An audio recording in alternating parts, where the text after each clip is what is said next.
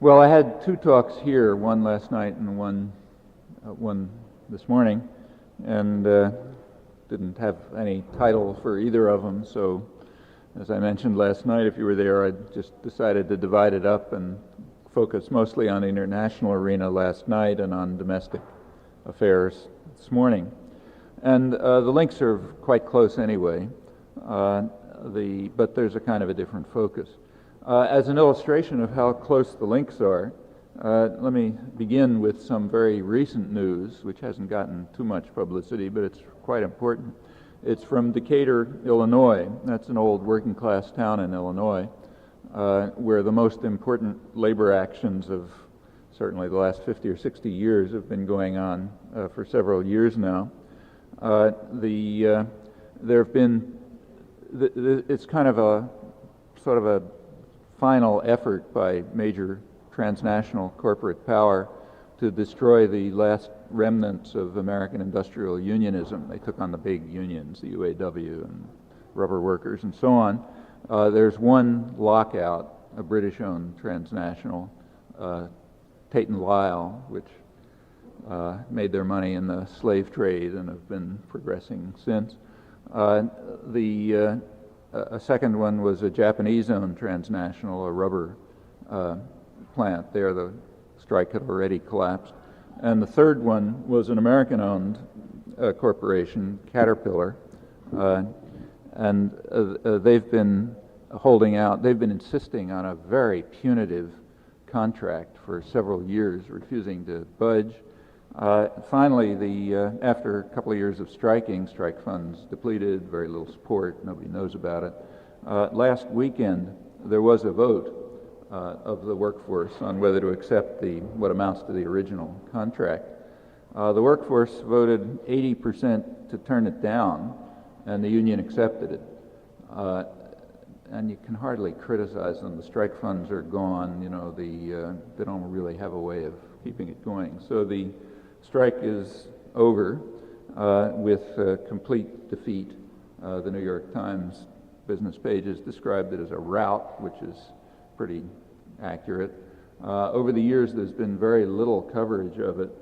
There's also been very little interest in it on the part of, including what's loosely called the movement or the left, the activist groups, the peace and justice groups, and so on. Have paid no attention to it and given it no support. I've seen that a lot.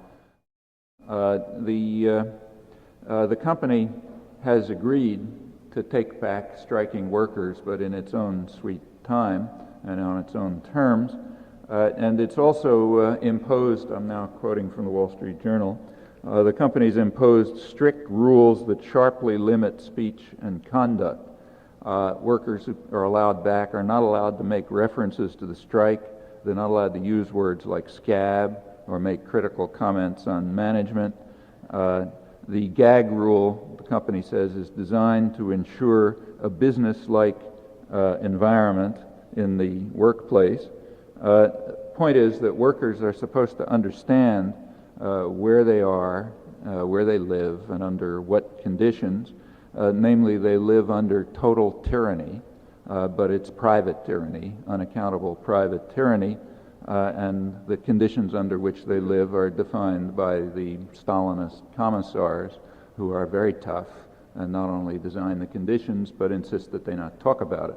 And if they do, they have no recourse because any defenses have been taken away by the capitulation and the rout. Well, they have a choice, since this is a free society.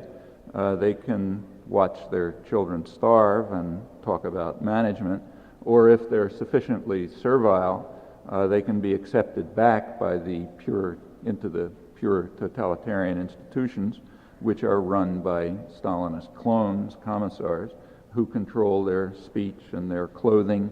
They're not allowed to wear T-shirts that might have something on them that suggests criticism of the company or management, and who also determine the rules under which they work and what they get for it. Wage and benefits go down. The work schedules are under the control of management, which is now allowed under the new contract to increase work as much as they like beyond 8 hours a day with no overtime pay. There is no amnesty for those who committed the crime of going on strike. In fact, the conditions are whatever the ruling tyranny decides, down to speech codes. Now, there are laws about this which make it all illegal, but they've long been sent down the memory hole, so they're kind of just on the books. Well, the business press has explained, which is about the only press that's covering any of this stuff, has explained the reasons for the capitulation, for the rout, as the Times called it, and those reasons extend quite broadly, and they're worth understanding. They apply to most of us, as they apply to most of the world. One of the reasons is that Caterpillar has been making huge profits. Their profits were up 46% last year. That's profit growth was up 46% last year, and that's not unusual. They're high up in the Fortune 500, and the Fortune 500 last year, you know, the top 500 corporations, Fortune has an issue every year where they celebrate their achievements, and the last year's celebration is really worth reading. They were just euphoric. It was the fourth straight year of double-digit profit growth, that is. Fourth straight year of double-digit profit growth. Caterpillar's 46% growth wasn't beyond the norm. You know, that's about where they were. The business press, Fortune, Business Week, and so on, they've been describing all of this as dazzling and spectacular, totally without precedent. There's never been anything like it in the history of the business world. There are some problems. You read the business press, you find there are some problems. Business Week had a headline on the problems. It said, here's the headline, it said, "The problems now, what to do with all that cash."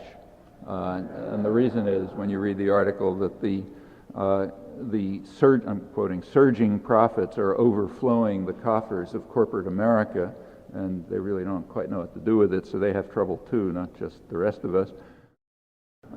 These are supposed to be lean and mean times. You know, everything's got to downsize and you got to cut everything and so on and so forth. And in fact, they are lean and mean times for about 80% of the population, whose wages and standards of life have in fact been declining steadily, and by now it's heavy decline since 1980. That's continued through the Clinton recovery. The recovery is real. In fact, there's been faster growth in the last couple of years than any time in the Reagan years. But the decline continues. That's also unprecedented. It's never happened before during a recovery. But of course, it's not for everybody. That's only like 80% of the population. And then there's a sector that's sort of stagnant. And then when you get to the top few percent, it's just been shooting through the sky. For example, CEOs, chief executive officers of corporations, their salaries have gone up about 66% since 1980, the period in which around 80% have been seen family income declining. The ratio between CEOs and industrial workers is by far the highest in the world in the United States, although England is catching up to us slowly. So the CEOs are doing fine. Investors are doing great. Capital gains have gone way up. Return on investments have, gone very high since 1980, right through the roof. Speculators and financial markets are doing very well. These are people who speculate against currencies, seeking to prevent economic growth. That's their main point. They want to make sure growth stays low. And that's where you move your money for well-known reasons. So they're doing fine. And in fact, about $1 trillion a day now is flipping up and back between international financial markets. That's a huge explosion, partly for technological reasons because of the growth of telecommunications, although it actually took off around 25 years ago when Richard Nixon dismantled the post-war economic system. The United States is the big guy on the block, so it sort of does what it wants, and didn't like the terms at that point, so it just dismantled it, and that dismantled the regulation of currencies, and that has led to an enormous growth of speculative financial capital.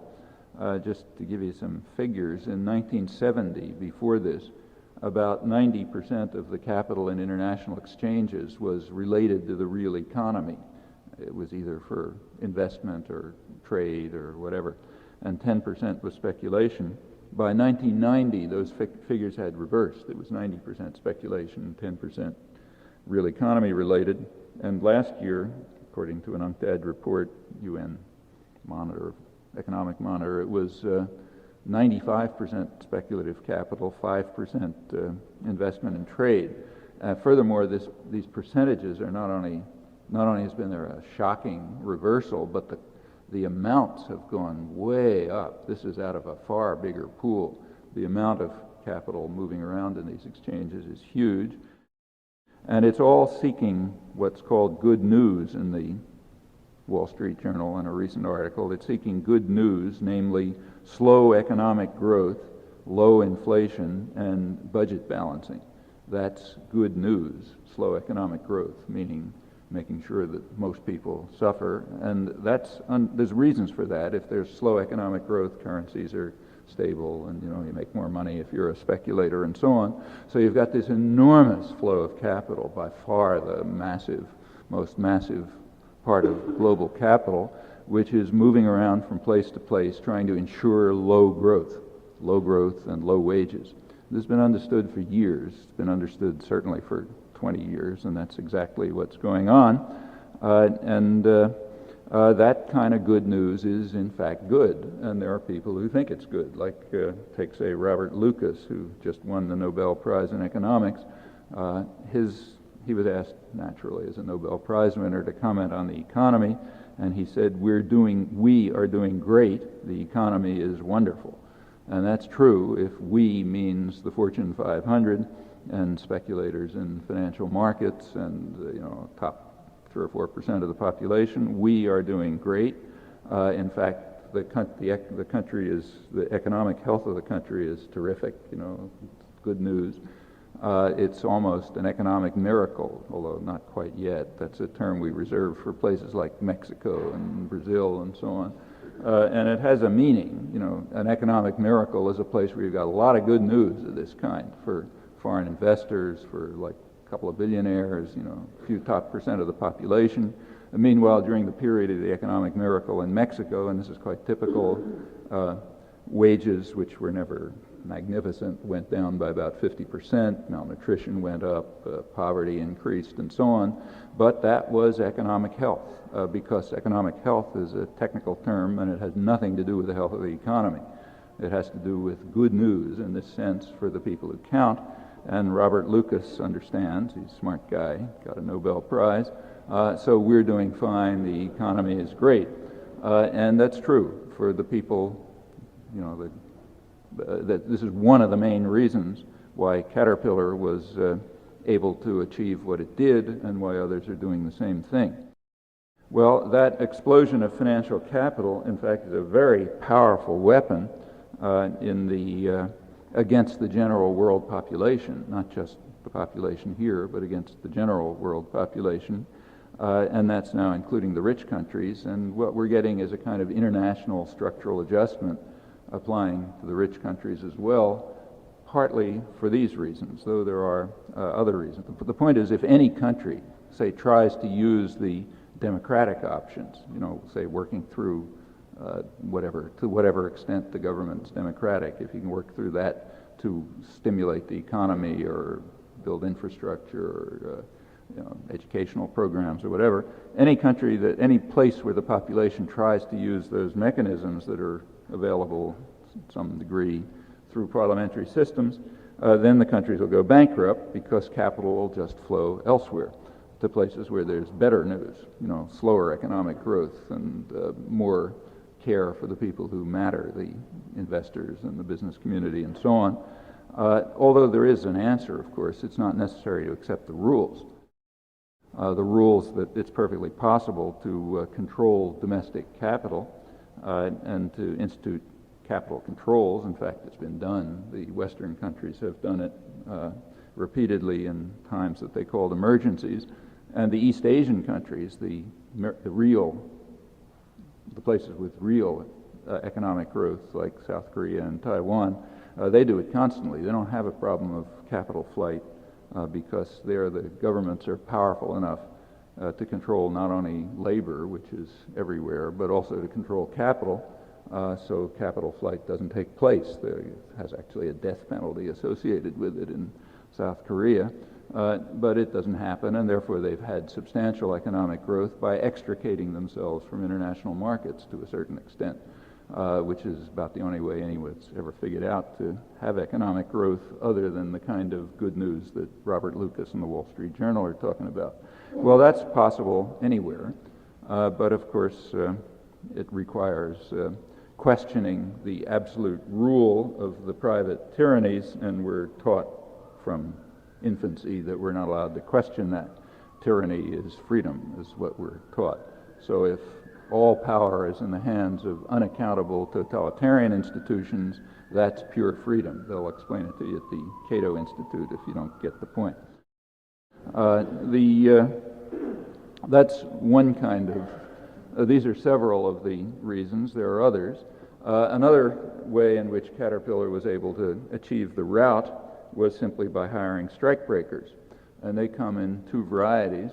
One is temporary workers. That's another huge explosion in the United States is temporary workers. The biggest employer in the United States now is Manpower Incorporated, which, as they put it, sells temporary workers. Kelly's right behind them. They had huge growth in profits also last year, way up in the Fortune 500. Temporary workers are, again, an economist can explain to you if you don't know that that's good for the economy, temporary workers. You don't have to guarantee wages, you don't have to guarantee benefits. When you go to sleep at night, you don't know if you have a job tomorrow morning, which is very healthy for the economy. It increases the flexibility of labor markets and eliminates rigidities in labor markets.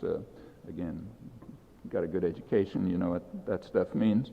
So that's, again, another reason why the economy is more healthy, although maybe the people are having some problems, but, kind of like Mexico, but marvelous. I should say in the case of Mexico, there's some background to things like NAFTA that aren't discussed very much, and are much more important than what was discussed. The main point of NAFTA was to try to maintain the Mexican economic miracle, to make sure that nothing happened to it. And remember what economic miracle means. It means for the overwhelming majority of the population, things are collapsing. But for the billionaires, the number of billionaires is going up about as fast as the poverty rate, which in fact was happening in Mexico. And you got to maintain that. There was a strategy session in Washington, 1991, with all kind of hotshot academics and others involved in Mexico, trying to work out. And they published a report.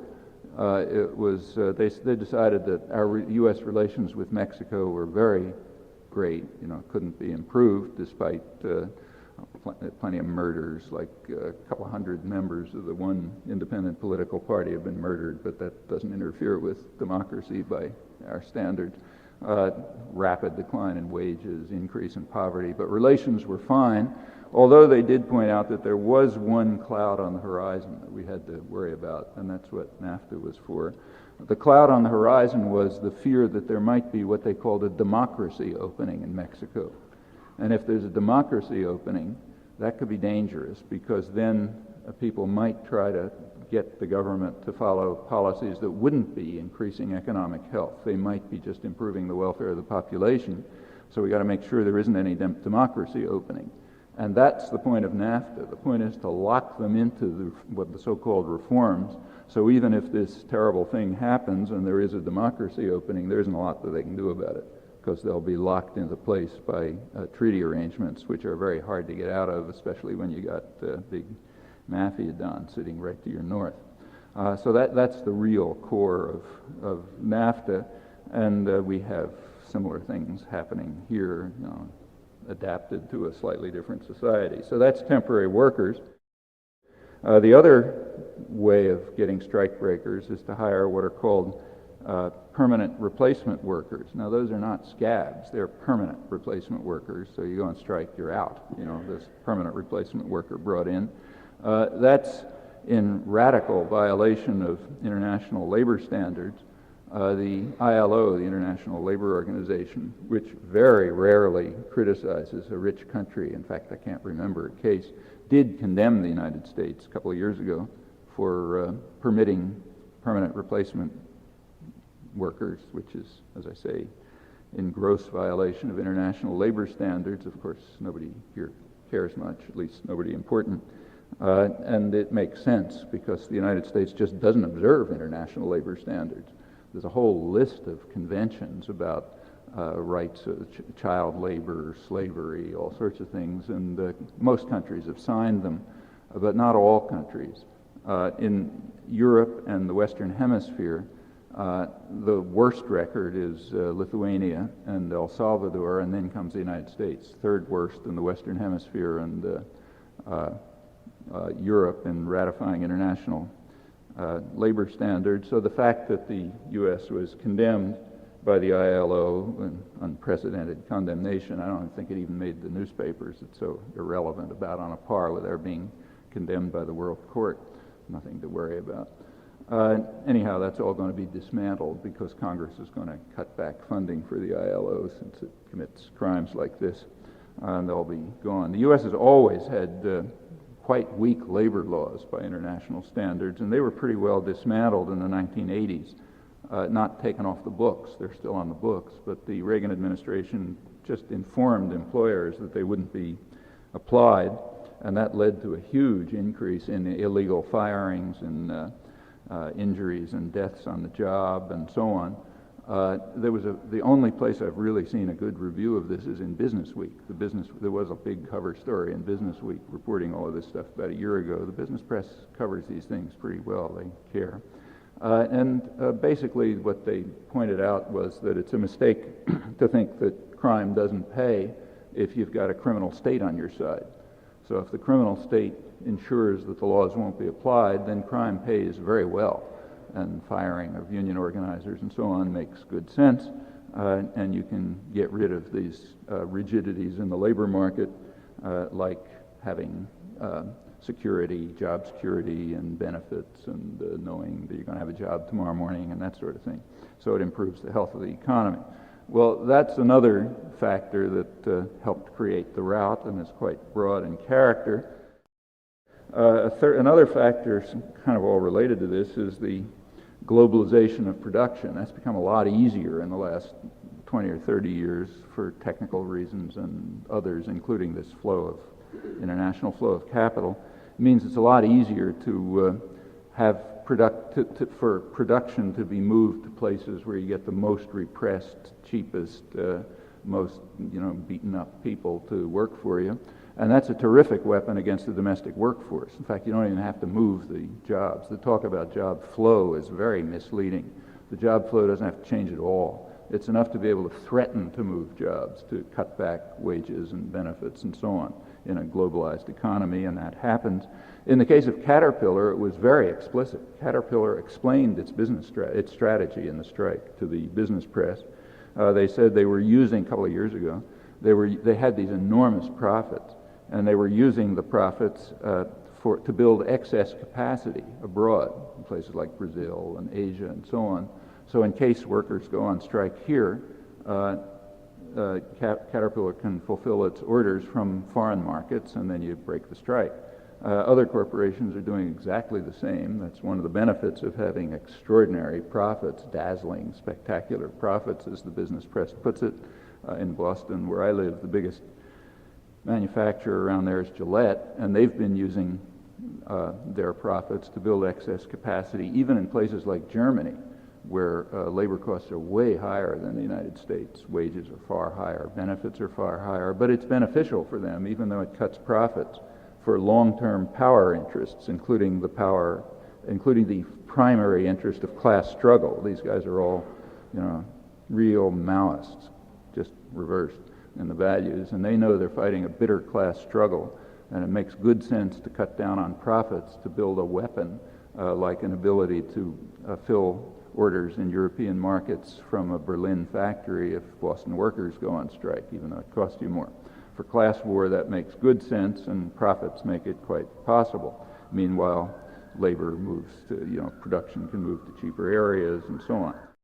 Another factor, which is again discussed in the press on Caterpillar, is the fact that Caterpillar has been able to shift to what they call computer-controlled machines and other kinds of automation, and that's again, a weapon in the hands of management and against the workforce.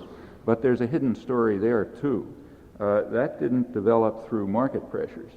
On the contrary, automation and computer-controlled machinery and so on was highly inefficient and could not be developed through the market. So it had to be developed through the state sector. We have a huge state sector of the economy here. It's called the Pentagon. And its purpose is to protect rich people from market discipline. That's one of the reasons why it stays high, even though we lost the enemy. But Pentagon spending hasn't changed, because the primary purpose of protecting the rich from market discipline remains. If you take a look at automation, it was developed in decades through the Air Force and the Navy and so on. Well, that's protected. The public's paying for it. You don't have to worry about market forces. So containerization and computer-controlled machine tools and all that kind of stuff were developed in the state sector, and they were developed in very specific ways. There's nothing about automation that says that it should be a weapon in the hands of management. It could be exactly the opposite. The technology is quite neutral. It doesn't really care how it's used. You can develop automation so that it's a weapon to drive people out of work and to increase managerial prerogatives, or you can develop automation to put more power into the hands of skilled machinists and get rid of management. The automation is completely neutral. There's good studies of this, actually, by a guy who was a colleague of mine at MIT who didn't get tenure, in part because of these studies, I should say. But they're very solid work, which points out that the automation was in fact designed specifically to de-skill workers and to add levels of management. So very anti-economic efficiency, but very useful for class struggle. And hence, yes, there are these weapons now, automation, which are driving people out of work, but that's because they were designed that way. It's not in any sense inherent in the technology. Automation and robotics and all of that stuff could be fine things to just get rid of dirty work and get rid of management, which you don't need anyway, and get rid of owners, and just put control in the hands of the workforce. You can do that. But of course, it's not designed that way, and in particular, when it worked through the state sector, as it did, you can be sure that it won't be defined that way. Well, all of this stuff has been going on radically, in fact, for about 25 years. It was going on before, but there was an acceleration. And along with that, there have been other changes in the past 25 years, including there was a thing called the War on Poverty. You remember it went into effect around 1969, and it was called off around 1971. And since then, it's supposed to have been a big failure, since that time, the last liberal president actually was Nixon. It sort of lasted through his administration. And ever since then, it's been going downhill. So if you take a look at the actual support programs, like take AFDC, the big one that everyone talks about. The New York Times last Sunday had a big lead story on how the war on poverty was a failure, and liberalism has suffered a loss of credibility, it said, because of the failure of this skirmish on poverty. It says, the article says, no program was more discredited than AFDC. That's the real total failure. And boy, if the liberals can't get out of this one. Well, in fact, AFDC, which was always quite low, has been cut virtually in half since the early 70s. It's been declining very fast with predictable effects. When support systems for people collapse, a couple of years later you get family breakup and abusive children and all the obvious things that happen if you take away any minimal support systems. So yes, AFDC was very much discredited, namely the fact that it was destroyed. The fact that it was destroyed led to very bad consequences. But again, you're not supposed to know that. It is known. There's good work on it. UNICEF had an important study a couple of years ago UNICEF usually deals with poor countries, but they had one study by a well-known American economist, Sylvia Ann Hewlett, on child care in rich societies. She studied the period from about 1980 through the early 90s, and all the rich societies face about the same conditions, but they dealt with them differently. And she found two totally different models. There was an Anglo-American model, the Reagan-Thatcher model, and there was a continental European Japanese model, and they were very different in character, and they had quite different effects. The Anglo-American model is a war against children and families. She calls it the neglect-filled Anglo-American model, which reduced or eliminated support systems like daycare and so on, and forced people onto the labor market, even if, so you have to have two people working just to put food on the table. There's nothing wrong with two people working if they feel like it, but this is forcing people into the workforce at lower wages and without benefits and longer hours and longer work weeks just to keep food on the table. Meanwhile, you take away support systems, so like there's no daycare, and the end result is perfectly obvious. Contact time between parents and children has declined very sharply, about 40%. In fact, the children are left alone. You have latchkey kids, television supervision, with the obvious consequences: drug use, abuse against children, violence, and so on and so forth. That's a kind of war against children and families in the Anglo-American model. The Japanese-European model was quite different. They maintained or even increased the support systems, and the end results are quite different. I mean, you can see it in figures of child malnutrition and poverty and education and abuse and so on.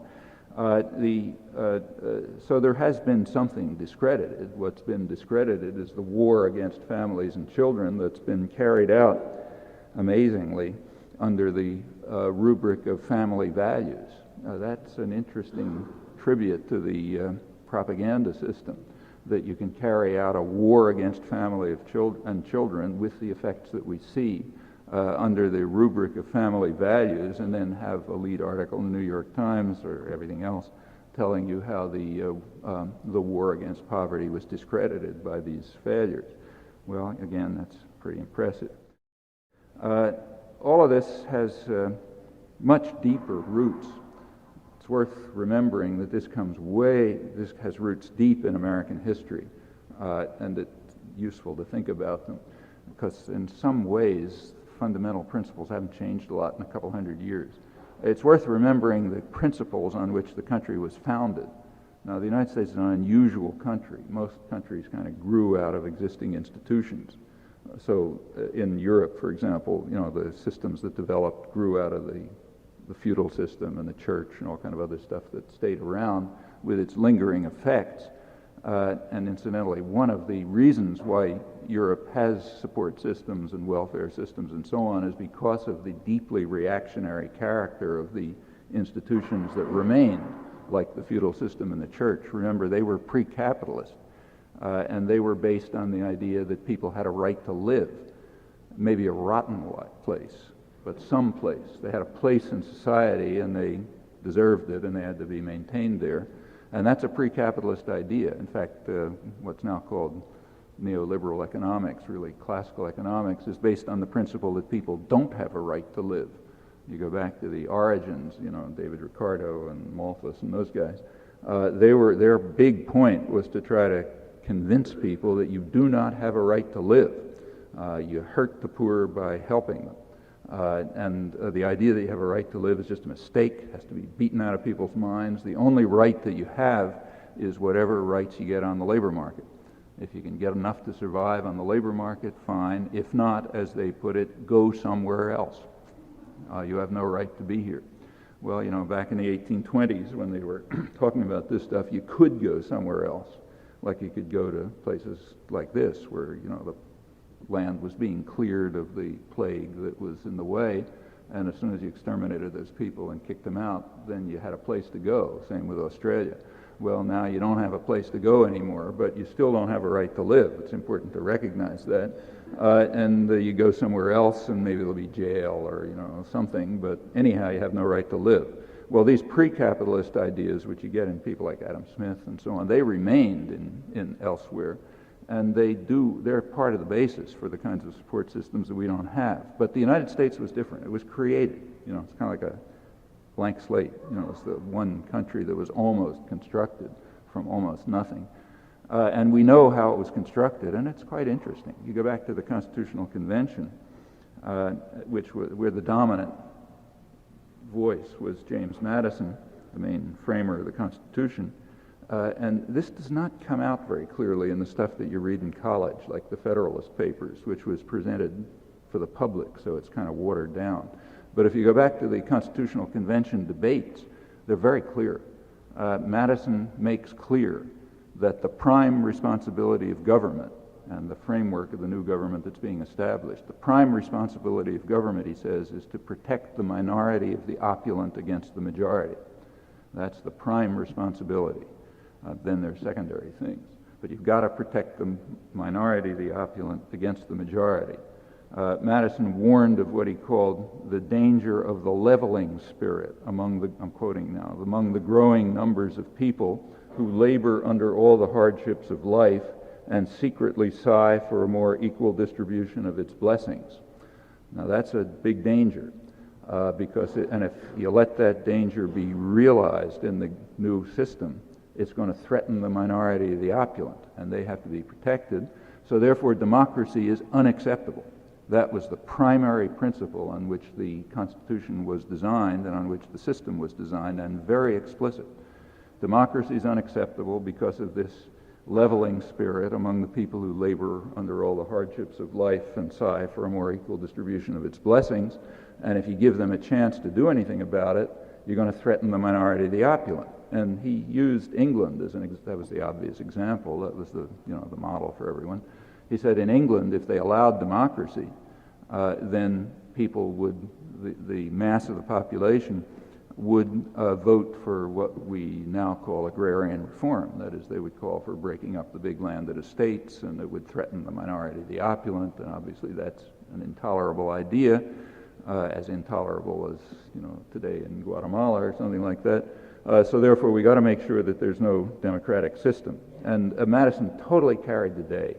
The only dissenting voice in the Constitutional Convention was James Wilson, and he was smashed. Jefferson wasn't part of this, remember. He was a real Democrat, so he was out of the whole planning.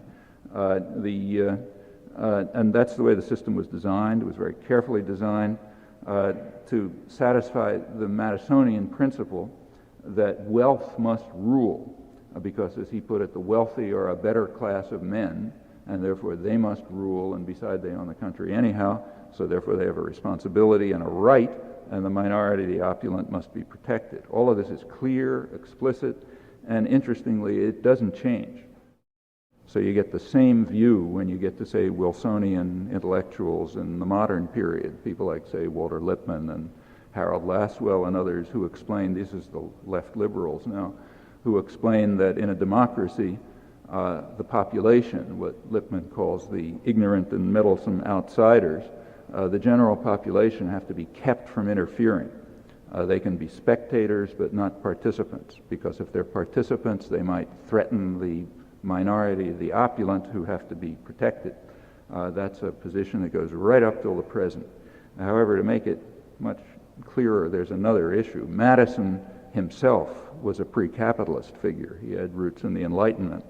And his idea was that the wealthy, the better class of men who had to rule under the constitutional system would be benevolent aristocrats.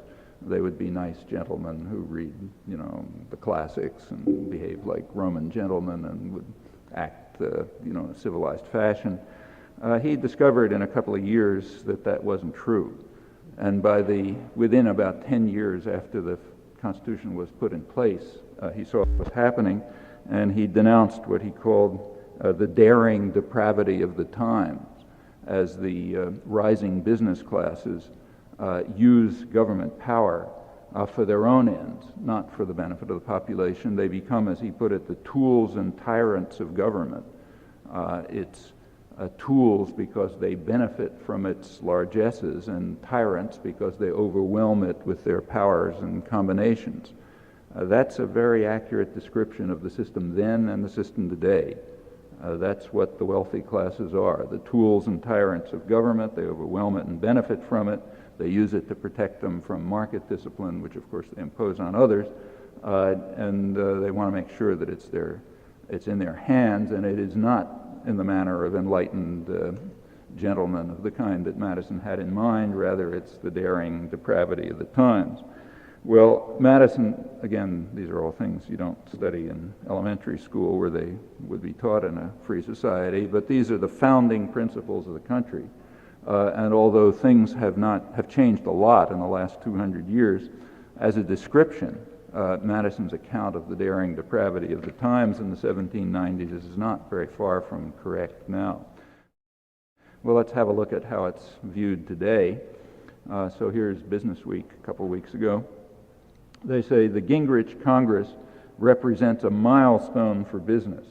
Never before have so many goodies been showered so enthusiastically on America's entrepreneurs. The title, however, of the article is Return to the Trenches, because the idea is this isn't enough.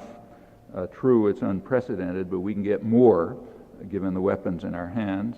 We have to demand cuts in capital gain taxes, which is half of the income of the top 1% of the population, so that's got to be cut, obviously, and you know how much it is as you go down farther. We have to have deregulation. Deregulation will devastate the general population, and of course it's horrifying for future generations, but it does increase profits tomorrow for the people who count, top few percent. We have to devolve federal power down to the state level. That's not a matter of giving power to the people and all the talk about how they're making a gamble on maybe the governors are better than the politicians in Washington. That's not in anybody's mind. What's in everybody's mind is what is never discussed, namely the fact that when you get power down to the state level, the states can be totally overwhelmed even by middle-sized businesses, not just by huge corporations. So if you put block grants down to the state level, you can be sure that they're not going to go to anybody except the pockets of local business by various trickery, regressive taxes, and one thing or another. So, for example, like take, say, Massachusetts. The biggest employer in Massachusetts is Raytheon, which is it's what's called private enterprise here, meaning the public pays the costs of it and the profits go into private hands. It's a military-based corporation. And a company like Raytheon isn't big enough to play Germany against the United States, let's say, but they are big enough to play Massachusetts against Tennessee. And they've simply told the state that unless they are given even more public benefits, they're just going to move their workforce to Tennessee. Well, you can do that if you're a Raytheon-sized corporation. And that means, and the state, in fact, has just passed a law saying that military firms get tax rebates, meaning Raytheon. So military firms get tax benefits, meaning you shift the taxes over to poor people, and the justification, it's called a job enhancement program or something, meaning if you don't do it, they just go to Tennessee. Well, that's the point of moving block grants down to the state level and moving decisions down to the state level. Under other circumstances, that could be a move towards democracy, but not when you got private tyrannies around. Then it's a move to put power into their hands, and all the business about the gambles and so on is total nonsense. In fact, this whole feeding frenzy, which is pretty incredible to watch, has to continue. That's the point of the Business Week article, and it goes for tort reform and privatization and the healthcare system and everything else. Let me just finish by saying that, there's a lot to say about this, but this is not the first time that this has happened. It's important to remember. It's happened many times. The period that we're now in is very much like the 1890s. It's very much like the 1920s. In the 1920s, this was the period of big mass production. That's when the automobile business was taken off and so on. Working people were completely powerless. There were no unions. They had no voice in anything that was going on. Anything they did was at the will of employers. Independent thought had been pretty well smashed by Wilson's Red Scare. People were talking, enthusiastically about the end of history. We've reached perfection, complete tyranny in the hands of unaccountable power. Can't get any better than that. The ignorant and meddlesome outsiders are in their place. They're shut up. They can't get together. It was near perfection. Then turned out to be wrong. A couple of years later, in the 1930s, the whole place blew up. There was a lot of popular organizing. There was a democratic renewal, unanticipated. It forced Washington to direct some public resources, at least to the general public, not just to the rich. And that sort of went on right through the Nixon administration, after which happened what you know and what I was just talking about.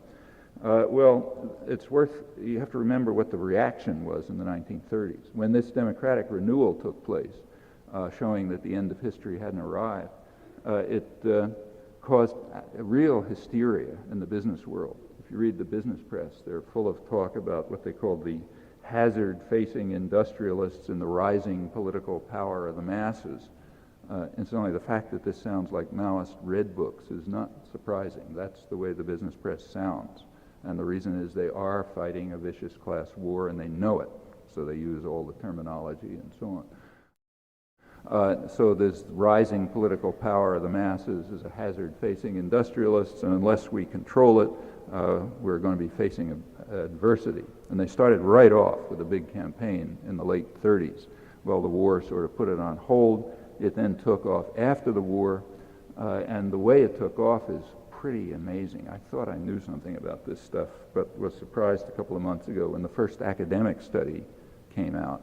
This is one of the major phenomena of American history. The first study just came out a couple of months ago, giving some of the details of the propaganda offensive after the Second World War, which is pretty staggering, way beyond anything I had thought.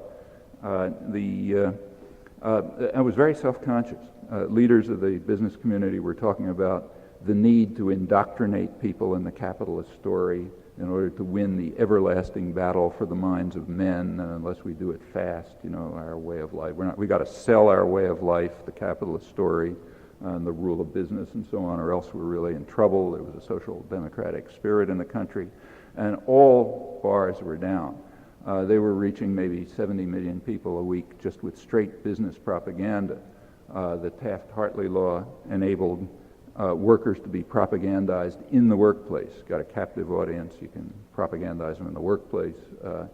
About a third of textbook material in schools, a third, was simply supplied straight by business propaganda.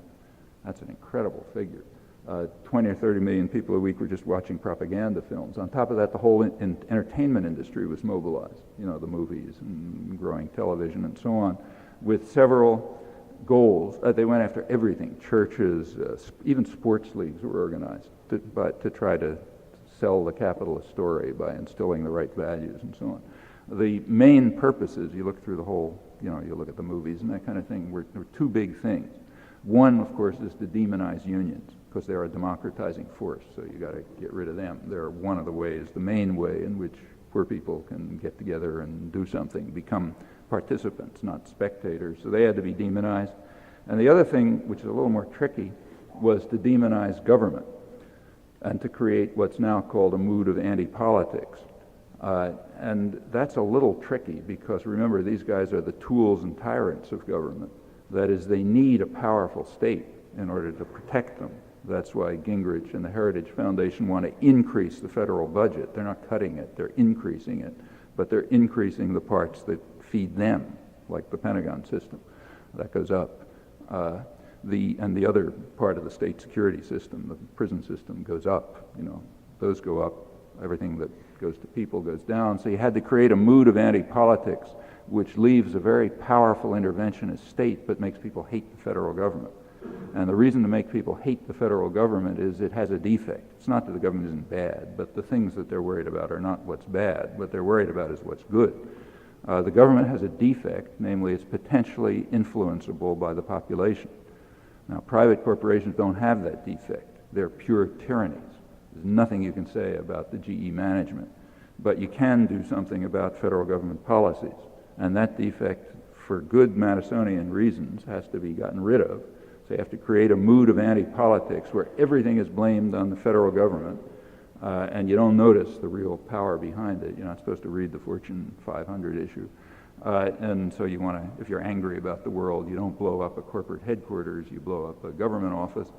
That's the kind of mood that has to be created because the government has this terrible defect of potential democracy. And that has been done. The country is very, attitudes haven't changed a lot in the country, but people are deeply confused about the source of their problems. And there is a kind of a mood of anti-politics, very irrational mood of anti-politics of this kind, which is simply putting more and more power into the hands of the private tyrannies, which are unaccountable, transnational in scope, control a huge amount of the economy, and have the kinds of advantages that I've been talking about. Incidentally, the end of the Cold War has something to do with this, but very little. Well, there isn't time to run through the details, and you know them anyway, but there's been a tremendous rollback campaign in the last 20, 25 years to try to reverse the achievements for democracy and human rights and so on that had indeed been won through popular struggle over many, many years. It's not the first time, it's happened before. The predictions of perfection and the end of history were wrong before. It is a gloomy portent in many ways, but we should bear in mind that if the daring depravity of the times that Madison was talking about, if that persists, then we don't have anyone to blame but ourselves. Thanks.